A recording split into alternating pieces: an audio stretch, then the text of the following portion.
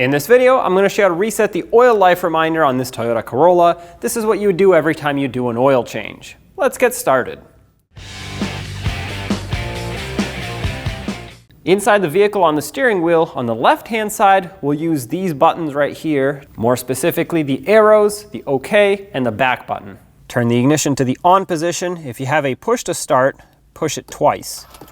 Once you get this maintenance required soon message on the dash to back out of it, I have the hood open as well. I'm going to use the back button that I showed you earlier, and then use the arrows to scroll to the right until you get to the settings. Then you want to scroll down till you get to the vehicle settings, enter that, and then go down to scheduled maintenance, and then you select yes to reset all of your maintenance data.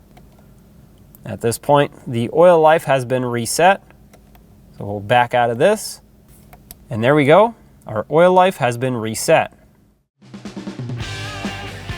When only the best will do, demand TRQ. The only company that lets you view before you do. TRQ is committed to offering the highest quality aftermarket auto parts that are engineered for peace of mind. Thanks for using and viewing with TRQ.